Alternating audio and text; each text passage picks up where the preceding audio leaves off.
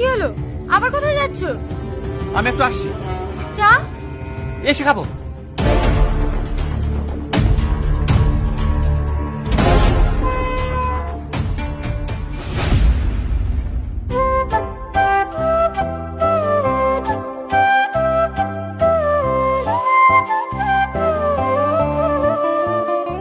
মায়া, high মায়া, কি রে, হঠাৎ এই সময়? আজকের খবর দেখেছিস? না দেখিনি তো। কেন, কি হয়েছে? আরে আজকে সকালবেলায় মল থেকে পালানোর সময় সিসিটিভি ক্যামেরায় তোর ফেস দেখা গিয়েছে। পুলিশ তোকে তন্ন তন্ন করে খুঁজছে। তুই একটা কাজ কর, তুই যে কোনো জায়গায় পালিয়ে যা। আমিও তাই চাই। চল না টনি, আমরা দূরে কোথাও গিয়ে নতুন করে জীবন শুরু করি।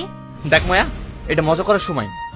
তোকে আগেও বলেছি, এখনো বলছি, আমি বিবাহিত। আমি আমার স্ত্রীকে আমার জীবনের থেকে বেশি ভালোবাসি। তাই বলছি পাগলামি করিস না। আমি তোকে যেটা বলছি সেটা শোন। আরে আমি তো তোকে আর কি করছিলাম। দেখ মায়া, এটা আর কি মারার সময় না। তুই তাড়াতাড়ি গা ঢাকা দে। আর আমি আর সিদ্ধান্ত নিয়ে ফেলেছি, আমি আমার বউকে নিয়ে অন্য শহরে চলে যাব, যেখানে না থাকবে কোনো বস, না থাকবে কোনো পুলিশের অত্যাচার।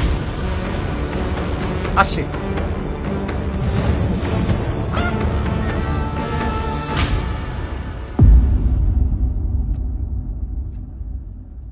ওগো, আমরা চলে তো যাব। বাড়ির মালিককে কিছু বলিস তো? ও নিয়ে তোমার টেনশন করতে হবে না। রাত 10টায় ট্রেন, আমি এর মধ্যে ঠিক বলে দেবো। তুমি এখন জামা কাপড়গুলো সব গুছিয়ে নাও। কোথায় যাবা ভাবছো? চেন্নাই। চেন্নাইতে যাবো বলছো, কিন্তু একটা অচেনা শহর, কোথায় থাকবো, কি করব? ও নিয়ে তোমাকে ভাবতে হবে না। চেন্নাই আমার একটা বন্ধু থাকে, ওর সাথে থেকে বিল্ডিং এর কাজ করব, আর দুটো ডাল ভাত খেয়ে হলেও তোমাকে নিয়ে সুখে শান্তিতে বাঁচতে পারবো। যাও, ব্যাগপত্রগুলো গুছিয়ে নাও।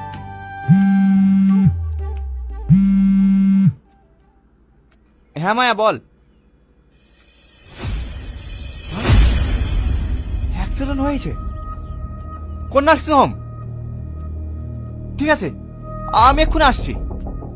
কি গো, কার অ্যাক্সিডেন্ট হয়েছে? মায়া অ্যাক্সিডেন্ট করেছে, আমাকে এক্ষুনি যেতে হবে। হ্যাঁ, আমিও যাব। তুমি বাড়ি গিয়ে দাঁড়াও, আমি শাড়িটা চেঞ্জ করে আসছি। ঠিক আছে, তুমি তাড়াতাড়ি আসো।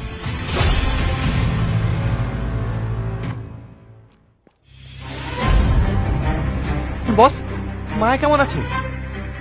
ভালো নেই, ওর অবস্থা খুবই